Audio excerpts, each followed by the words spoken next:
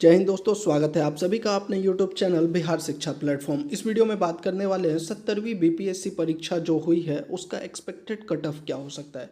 देखिए, अगर आपको सिर्फ कट ऑफ देखना है तो आप इसको देखकर जो है आगे बढ़ सकते हैं, लेकिन अगर आपको ये समझना है कि ये जो हमने कट ऑफ बताया है ये किस आधार पर बताया है और क्यों इतना ही कट ऑफ रह सकता है, तो उसके लिए आपको वीडियो को पूरा देखना होगा। क्योंकि हमने जो है सभी चीज़ों को एनालिसिस किया है, चाहे आपका क्वेश्चन पेपर हो, फीडबैक रहा हो अभ्यर्थियों का, या फिर पिछले कट ऑफ हो, नंबर ऑफ पोस्ट इस बार कितनी हैं, कितने अभ्यर्थी प्रेजेंट हुए हैं, इन सभी चीज़ों का आकलन करने के बाद हमने ये कट ऑफ बनाया है। तो एक बार वीडियो को पूरा देख लीजिएगा। तो कट ऑफ से संबंधित जितने भी आपने 100 से ज़्यादा वीडियोस देख ली होगी, लेकिन ये जो विश्लेषण है इन सभी चीज़ों के आधार पर जो है हम ये कट ऑफ बता रहे हैं। तो चलिए वीडियो को शुरू करते हैं। तो देखिए, सबसे पहले आपको ये देखना होगा कि जो 70वीं बीपीएससी की एग्ज़ाम हुई है इसमें कितना पोस्ट है, तो 2035 पोस्ट है।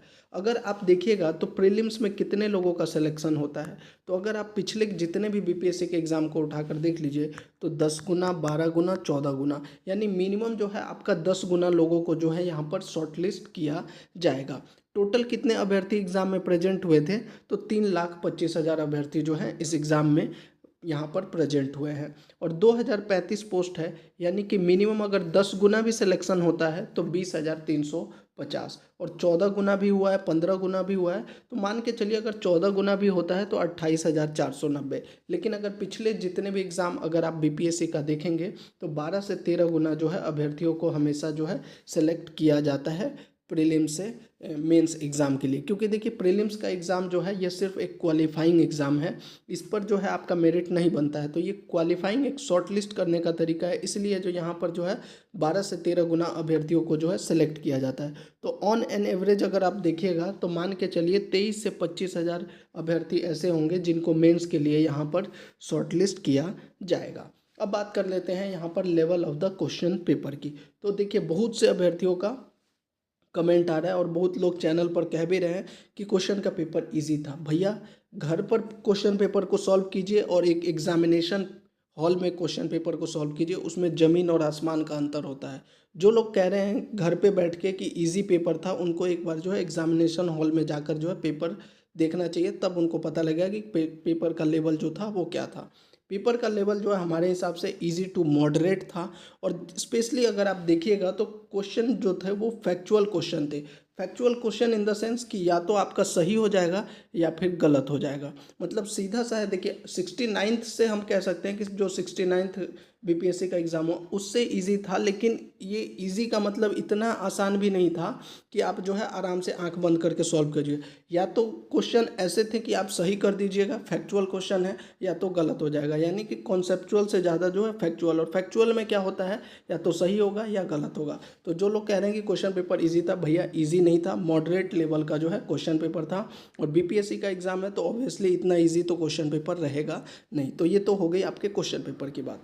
अब देखिए, अगर आप बात कीजिएगा कि इसका जो है पिछले एग्ज़ाम में 69th हो, 68th हो या 67th हो, इनके कट ऑफ के बारे में, तो 67th का जो है कट ऑफ और 68 और 69 का देखिएगा तो आपको यहाँ पर ये समझना होगा कि 67th में जो है नेगेटिव मार्किंग नहीं था। तो 67th का जो कट ऑफ है इसको तो आप साइड कर दीजिए। अब बात करते हैं 68 और 69। तो क्या 68 और 69 की तरफ ही कट ऑफ रहना, जैसे कि 68 में 91 था, 69 में 91.67 था, क्या इसी प्रकार कट ऑफ रहेगा?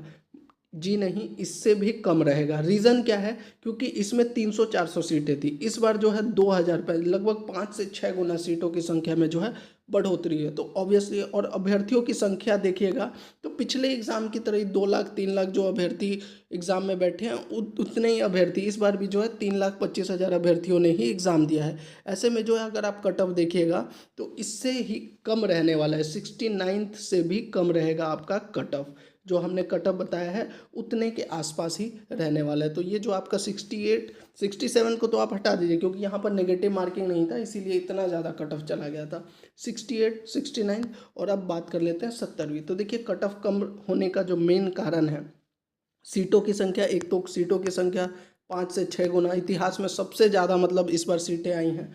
अभ्यर्थियों की संख्या अगर देखिएगा तो वह भी सामान्य, ऐसा भी नहीं है जो कह रहे थे 10 लाख 12 लाख होंगे, सिर्फ 3,25,000 अभ्यर्थी जो एग्ज़ाम में बैठे हैं। इसके अलावा क्या नेगेटिव मार्किंग है? ऑब्वियसली नेगेटिव मार्किंग है तो कट ऑफ कम ही जाता है। और चौथा और एक और कारण जो है, जो डायरेक्टली नहीं है पर इनडायरेक्टली इसने भी बहुत प्रभावित किया है। अगर आपने देखा होगा तो प्रीलिम्स एग्ज़ाम से कुछ दिन पहले जो है छात्र आंदोलन चल रहा था और बीपीएससी एग्ज़ाम को जो है एक्सटेंड करने के लिए भी बात चल रही थी, नॉर्मलाइजेशन का मुद्दा चल रहा था। इसलिए भी बहुत से अभ्यर्थी ऐसे थे जो कंफ्यूज थे कि एग्ज़ाम 13 को होगा या नहीं होगा या एक्सटेंड होगा। कुछ लोग आंदोलन कर रहे हैं। तो कहने का सीधा सा मतलब ये है कि कन्फ्यूजन जो था एग्ज़ाम से पहले था, जिसकी वजह से बहुत से अभ्यर्थियों का जो लैक ऑफ प्रिपरेशन जो है, यहाँ पर जो है तैयारी में कमी रह गई। ये कारण भी एक है जिसकी वजह से जो है मुझे लगता है कि कट ऑफ जो है कम जा सकता है। ये 4 मुख्य कारण हैं जिसके कारण मैं जो है कह रहा हूँ कि कट ऑफ जो है पिछले बार से जो है कम ही रहने वाला है। अब कट ऑफ कितना रह सकता है तो आइए उसको भी देख लेते हैं। तो देखिए, जो हमने एक कट ऑफ बताया हुआ है 70वीं बीपीएससी का, इसमें जो है ज़्यादा से ज़्यादा 1 नंबर, 2 भी नहीं, 1 नंबर ऊपर नहीं नीचे हो सकता है। 86 की जगह 85 हो सकता है, क्योंकि मुझे नहीं लगता कि 89 यहाँ पर होगा। तो अगर आप यूआर की बात कीजिएगा, यूआर कैटेगरी का, तो 86 से 88 के आसपास जो है यहाँ पर अगर आपके अंक हैं तो आपके अच्छे चांसेस है, मोस्टली चांसेस है कि आपका मेंस के लिए सिलेक्शन हो जाएगा।